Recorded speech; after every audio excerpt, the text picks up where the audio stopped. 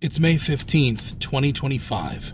Sherpa Palchen Tamang stood just below the Hillary Step, one of the deadliest choke points on Mount Everest, staring down at a man who was dying. His oxygen was nearly gone, his legs barely worked, and the climber he was guiding, Subrata Ghosh from Bengal, frozen, delirious, refused to move. They were 300 vertical feet from the summit, and one terrible, simple decision from never coming home. Palchen tried for hours, begged, pulled, dragged, waited, but Subrata wouldn't budge, and staying meant death for both of them. So he turned around and walked away. This wasn't just a failed climb, it cracked something deeper. The Sherpas are leaving, and once you understand why, you'll never see Everest the same again. Welcome to the Extreme Edge. To understand why Palchen was forced to make such a horrible decision, you first need to understand who Sherpas really are, and I guarantee you, it's not what you think. Sherpas are an indigenous ethnic group from the Himalayan regions of Nepal and northern India. They've basically lived for centuries in some of the highest inhabited places on Earth. Because of this heritage, most people picture Sherpas as these almost mythical figures, spiritual mountain guardians who were somehow naturally built for extreme altitude, who don't feel pain or fear the way the rest of us do. But that's not just wrong, it's dangerous. Sherpas are regular people. They have families, they get scared, they feel pain, and they die just like anyone else. The only difference is they've been doing this for so long that they've become really good at hiding how terrified they are. Let me tell you about a man named Ang Dorje Sherpa. In 1996, during one of the deadliest seasons in Everest history, Ang Dorje earned a reputation for courage that still echoes through every base camp tent. When a whiteout cyclone trapped climbers high on the mountain, he didn't hunker down. He clipped in, turned his headlamp into the teeth of the storm, and climbed back toward the south summit to try to reach Rob Hall and Doug Hansen. While most teams were just fighting to stay alive inside their torn tents, Ang Dorje pushed upward until hurricane gusts and spindrift knocked him off his feet and forced him back. Sadly, in the end, 8 climbers died, including his boss and friend Rob Hall. In the aftermath, witnesses found him standing alone in the screaming wind, sobbing inconsolably over the loss of Rob. Those who knew him understood why he was devastated. As one friend explained, Ang Dorje sees his role on this earth as keeping people safe. Even though Rob was the expedition leader, Ang Dorje would see it as his responsibility to ensure the safety of Rob Hall and Doug Hansen and the others. So when they died, he couldn't help but blame himself. The climbing world called the Western guides heroes for trying to save their clients, and they were. But here's the part of the story that nobody talks about. Ang Dorje survived, but the weight of that survival nearly crushed him. He came down with frost-burned cheeks and fingers so swollen he couldn't hold a cup. He spent weeks recovering in Kathmandu. His family didn't know whether he was alive or dead for days, and when he finally recovered enough to climb again, nobody asked if he was okay. They just expected him to be ready to die for the next group of clients. Because that's the deal every Sherpa makes when they take this job. They're not just guides, they're essentially human insurance policies. When something goes wrong, and something always goes wrong, the Sherpa is expected to fix it, no matter what the cost. Tiny detour on this chaos train. If you want more raw, uncut stories we can't show here, come join the Extreme community on Patreon. See you on the real Extreme Edge. But here's what really bothers me about this arrangement. It only goes one way. Even the most successful Sherpas face this reality. Take Ang Sharing Sherpa. He's basically royalty in the climbing world, founder of Asian Trekking, one of Nepal's largest expedition companies. former president of the Nepal Mountaineering Association, the kind of guide that wealthy climbers specifically request and pay premium prices to have on their team. This is a man who's been decorated by the King of Belgium, who's led expeditions for decades, who helped build the infrastructure that makes modern Everest climbing possible. He's as successful as a Sherpa can get in this industry. And despite this, someone like him, at the very top of the profession, is still expected to risk everything for his clients without question. Still watch young Sherpas from his community die, saving people who shouldn't be on the mountain. Still part of a system where Sherpa lives are worth less than Western dreams. Even Ang Chering, with all his success and recognition, can't change the fundamental equation. When a wealthy climber gets in trouble, the Sherpa risks everything to save them.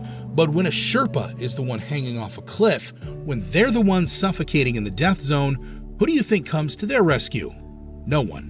When a Western climber dies, we get detailed news articles about their life, their dreams, and their family back home. When a Sherpa dies, they're lucky if their name gets mentioned at all. Usually, they're just referred to as a local guide or support staff. That tells you everything you need to know about whose life the climbing industry thinks is more valuable. And this isn't some recent development. This has been going on for decades.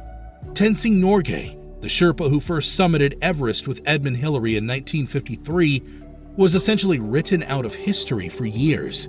Most people don't even know his name, even though he was arguably the more experienced climber of the two.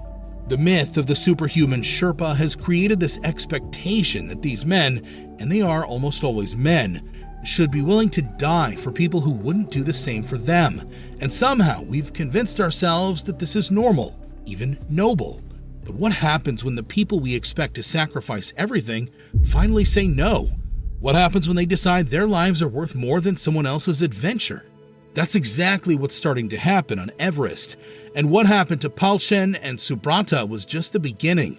But before I get to that, I need to tell you exactly what happened on that climb, because the details of this story will change the way you think about adventure tourism forever. To understand what really happened up there, you need to know exactly how this nightmare unfolded, hour by hour, decision by decision. Palchen Tamang was a Sherpa veteran of several Everest climbs, a compact, quiet man who moved with the easy efficiency of someone who's spent half his life in thin air.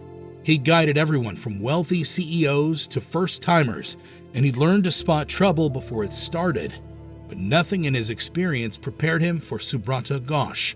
From their first meeting, Palchen knew something was off. Not wrong exactly, just off. Subrata had that look, you know the one I'm talking about, that wild-eyed excitement that experienced guides learn to fear. The look that says, I'm here to conquer this mountain, instead of, I'm here to climb this mountain. There's a difference, and on Everest, that difference kills people.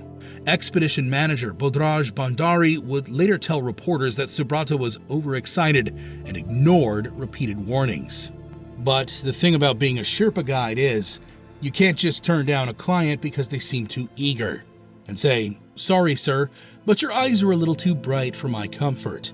You take the job, you take the risk, and you hope your experience can make up for their enthusiasm. But on the night of May 14th, when Subrata insisted on starting at 10 p.m. instead of midnight, Palchen felt his first real spike of fear. Not the normal Everest fear that you can learn to live with. This was different. This was his instinct screaming at him that something bad was coming. Most climbers start their summit push between midnight and 2 a.m. because you need to reach the summit by late morning and get back down before the afternoon weather turns deadly. Starting too early puts them near the front of the summit queue. It meant they'd be alone on the upper mountain. No other teams to help if something went wrong. No fresh reports on conditions above. They'd basically be climbing blind. But Subrata didn't care. He wouldn't listen to warnings. He'd trained for years for this moment. He'd paid tens of thousands of dollars. He wanted to go. So at 10 p.m., they started climbing. I want you to imagine what it's like to guide someone through the death zone. To me, it sounds like you're responsible for a toddler, except this toddler weighs 180 pounds and thinks they're invincible. Every few minutes, you have to turn around and check. Are they still moving? Are they clipped to the rope correctly? Are they showing signs of altitude sickness? All while your own body is shutting down and your own brain is starving for oxygen. For the first few hours, things went okay, not excellent, as Subrata was moving slowly even by Everest standards, but okay enough. They passed the balcony at 27,500 feet, probably around 4 a.m., given their slow pace. Still on schedule, barely. By sunrise, they were just 1,000 feet from the summit. At sea level, that's nothing. A 15-minute walk. But at 28,000 feet, in hurricane winds, already exhausted, that's 3 more hours, maybe 4. But then, the wind started. If you've never experienced wind at 28,000 feet, you can't imagine it. This isn't like a storm at sea level. This is wind that hits you like a physical wall. Wind that can literally pick you up and throw you off the mountain. This was the kind of wind that makes experienced climbers turn around. At that altitude, you're not walking on some wide path. That route to the summit is a knife-edge ridge, sometimes only a foot wide, with a 10,000-foot drop on one side into Tibet and an 8,000-foot drop on the other into Nepal.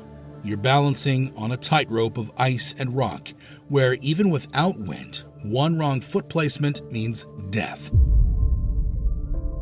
Now, add 60-mile-per-hour gusts to that equation. Every blast of wind tries to rip you off that narrow ridge. You have to lean into it, time your steps between gusts, cling to the fixed rope like your life depends on it, because it does. Palchen had climbed through wind before, but Subrata never had. This was his first time climbing Everest.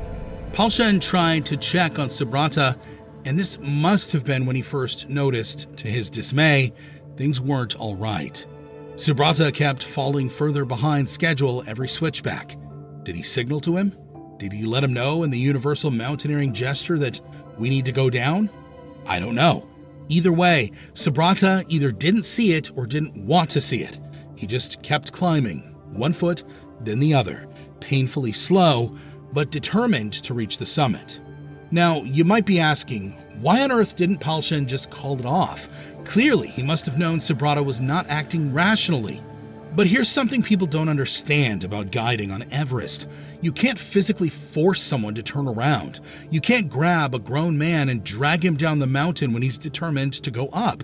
All you can do is advise and hope they listen. Subrata didn't listen. Finally, at 2 p.m., roughly 13 hours after they'd started climbing, they finally reached the summit.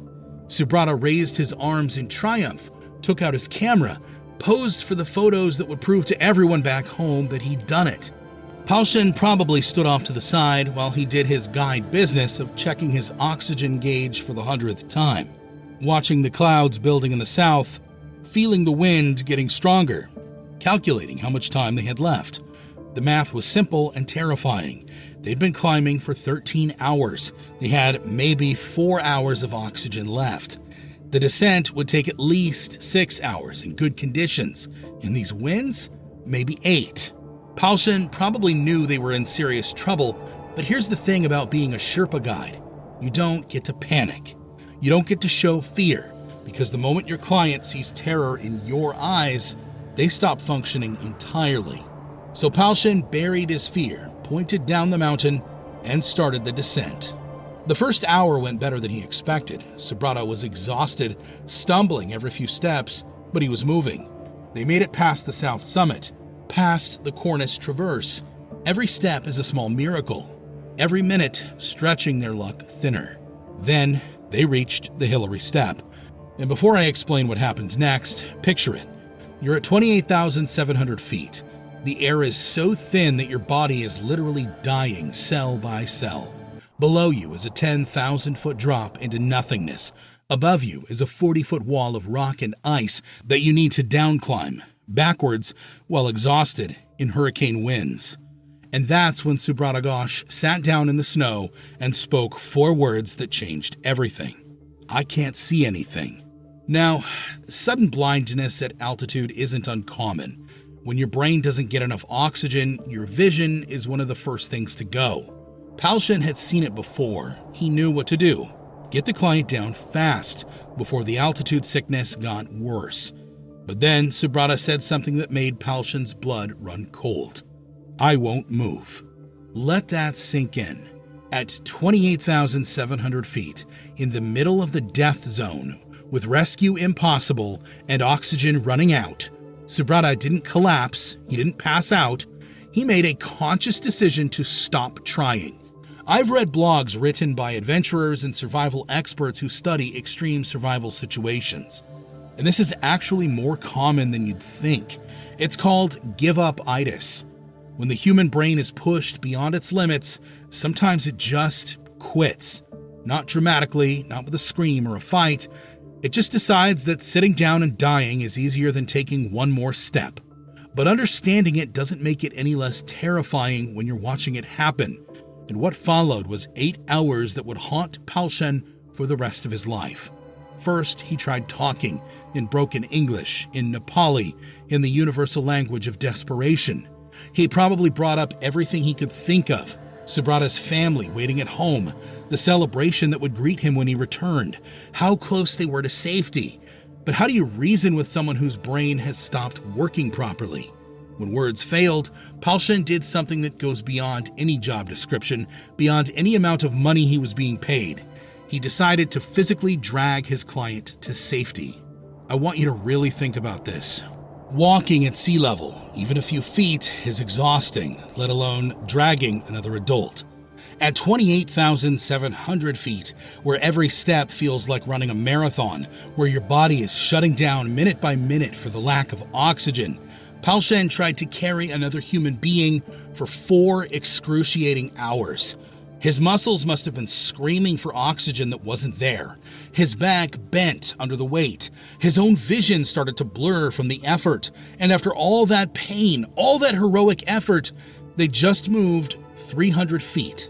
That's when Palchen collapsed next to Subrata in the snow. Both men were gasping in the thin air. It was clear at this point that they were both dying, just at different speeds. And lying there, Palchen faced a decision that no amount of training prepares you for. His oxygen gauge was hovering near empty. He'd been in the death zone for almost 20 hours. Frostbite was already claiming his fingers and toes. His own body was beginning to shut down. The math was brutal and simple. Stay and both die, leave, and maybe, just maybe, one of them makes it. Palchen stayed longer than he should have. His own survival became a coin flip. When Palchen finally stood up to leave, I imagine Subrata was still conscious, still sitting there in the snow, still refusing to move. Did they make eye contact? Did Palchen say goodbye? Did he promise to send help, knowing that at 28,700 feet, help was impossible? We'll never know. What we know is that Palchen chose life, while Subrata chose the other. As Palchen climbed down, the descent nearly killed him. Without oxygen, his brain began to malfunction. He started hallucinating, seeing people who weren't there, hearing voices in the wind. At one point, he couldn't remember where he was or why he was walking alone in the snow. His body moved on autopilot, following routes burned into muscle memory from years of climbing. Left at this rock, right at that ice formation, clip in here, rest there. All while his conscious mind floated somewhere between life and death. Somehow, and even Palchen doesn't fully remember how, he stumbled into Camp 4 at sunrise. Other climbers found him with severe frostbite, speaking incoherently, more dead than alive. It took him days to recover enough to explain what had happened up there in the darkness near the Hillary Step. Sadly, when Sherpa search teams finally braved the mountains to look for his client, they found Subrata exactly where Palchen had left him, still sitting in the same position, frozen solid in the spot where he'd decided not to move. Now, when news of this got out, the internet exploded. Some people called Palchen a hero for trying as long as he did. Others called him a coward for giving up. Keyboard warriors who had never climbed higher than their stairs were debating whether he had made the right choice. But here's what really bothers me about this whole situation. Palchen shouldn't have been put in that position in the first place. Here's something the adventure tourism industry absolutely does not want you to know. Sherpas are quitting, not just switching companies or taking a season off. They're leaving Everest entirely, and telling their sons to do literally anything else for a living.